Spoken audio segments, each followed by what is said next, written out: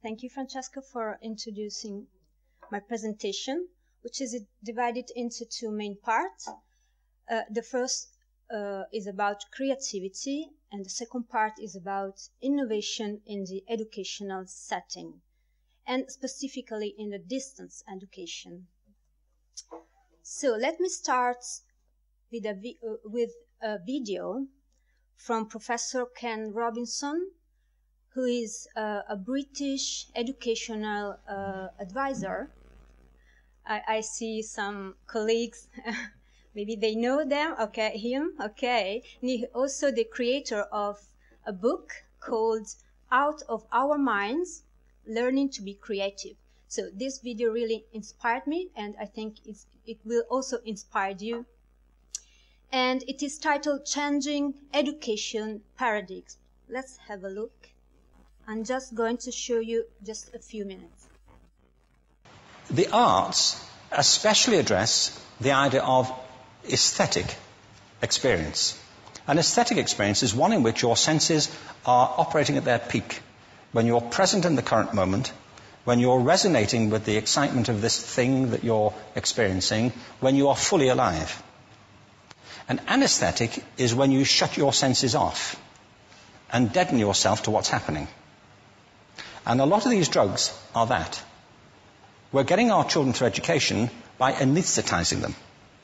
And I think we should be doing the exact opposite. We shouldn't be putting them asleep. We should be waking them up to what they have inside of themselves. But the model we have is this. I believe we have a system of education that is modeled on... But I really recommend to listen to and to watch the whole video. And back to my presentation, just to summarize what Sir Robinson said. So at the moment, our educational system is anesthetizing our children, and we need to waken them up. We need to really engage our students. We need to involve our students in more interactive learning scenarios. And how can we do it? Professor Robinson said that we need to change the paradigm, and we need to switch from learning scenarios which focuses on standardization, on criteria, on subject, on rigid and strict curricula, and we need to find a new way to teach to our students. We need to change the paradigm. We need to come out of our mind, as you can see in the pictures. And we need to switch from an educational system where the teacher is considered as a sage on the stage, transferring information, transferring knowledge to the students. And the students are sitting in the desk, just listening in silence, taking notes. We need to change this paradigm, and we need to think about a new generation of learner, the so-called Homo sapiens, or you may have also heard about the net generation or the digital generation. And how does the Homo sapiens learn?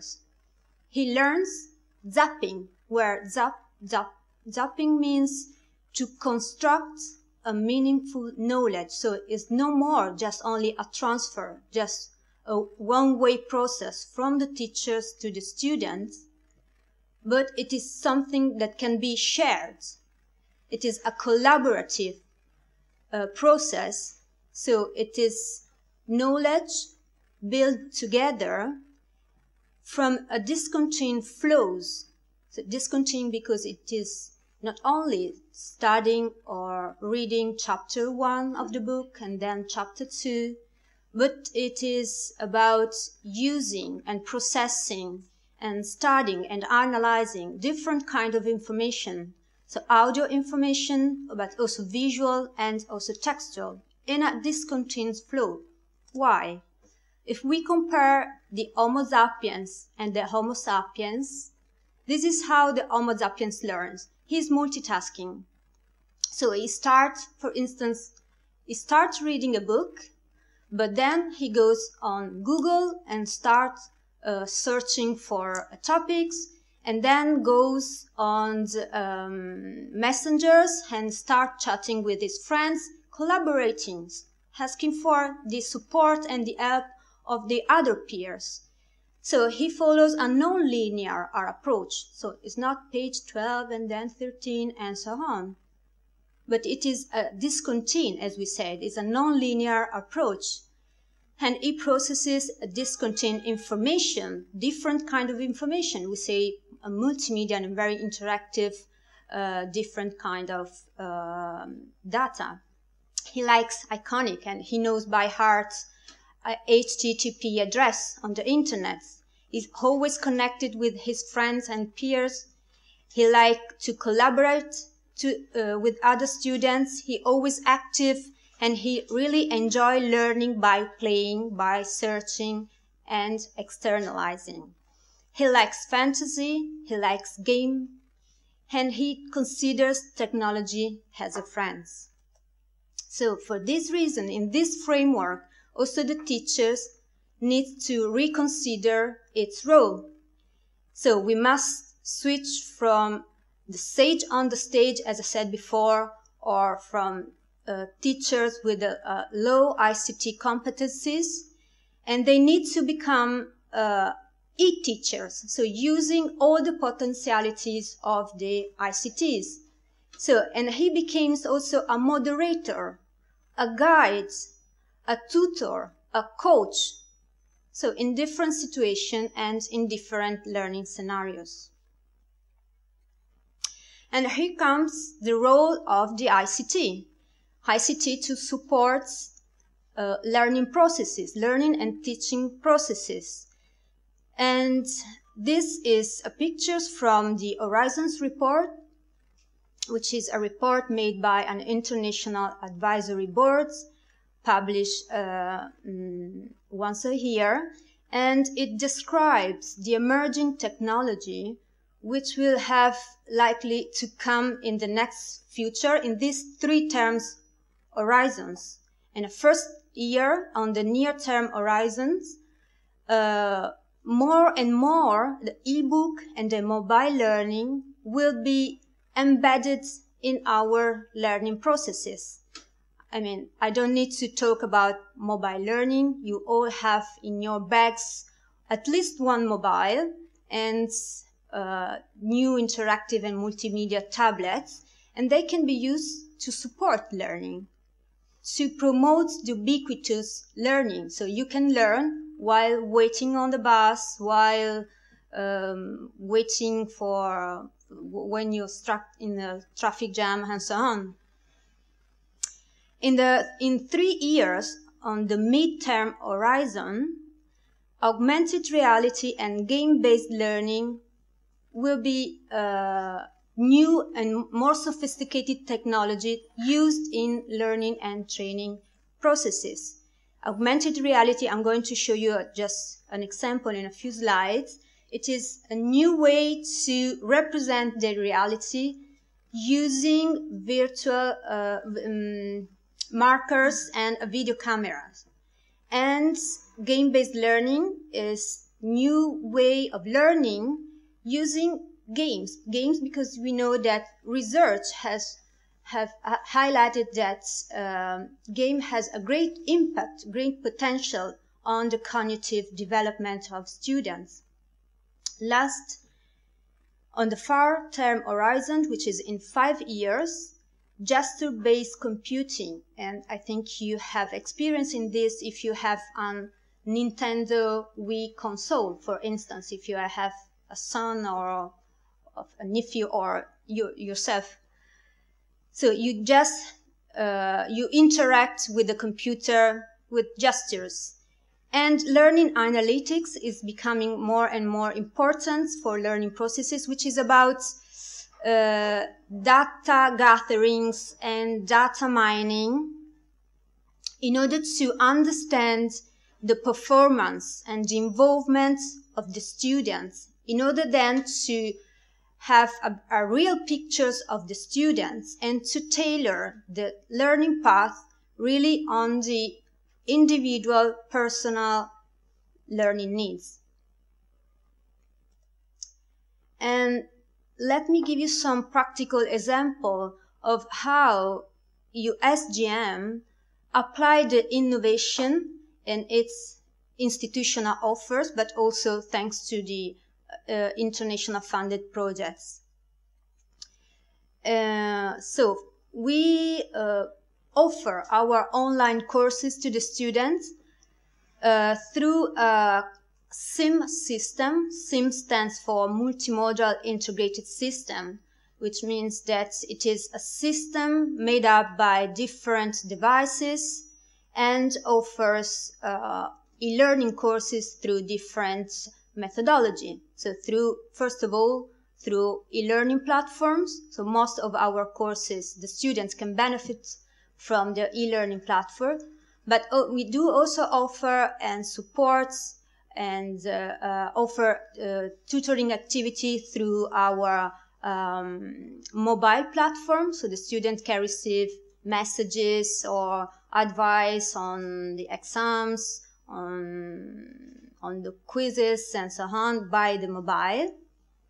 We do also offer the students the possibility to benefit the course from the mobile ebook and from the web TV. And this is to answer to different training needs and different learning style of our students. And what is the next step? The next step is the integration into the SIM system of intelligent virtual tutor. I mean, tutor based on artificial intelligence. And for these reasons, they are intelligent because they can learn from the feedback of the student and then can act and interact with the students on the basis of the feedback that he received. Let me show you an example on how it works. A virtual tutor. So this was a project funded by the European Commission, and it was about firefighting and firefighting. And at first the students need to take a course, an online course, and at the end he was asked to assess its learning path. In an environment of a railway station, in presence of gases and vapors which are heavier than air, ventilation So this is the tutor asking for some questions in order to understand if the students really understood the topic dealt with in the online course. So just have a look at the tutor. So she's very happy because luckily, because I really tried to find the right answer. So she's very happy because the answer was right. And I can skip now the pill that she's giving to me. Say, okay, you're right, because for this and this reason. And by the way, if you want to revise this lesson, you can have a look at module number 1, which deals with these topics.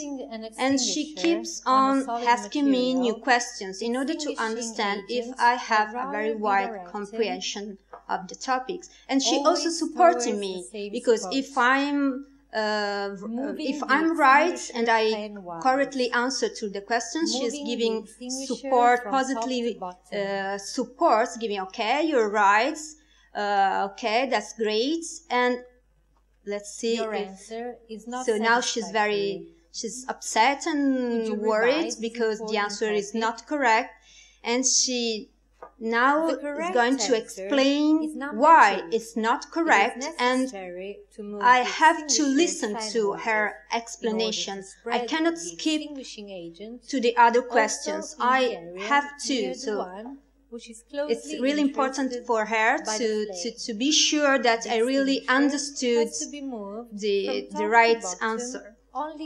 So, okay, let's skip this. Example, petrol, gasoline. How can Okay. And back to my presentation.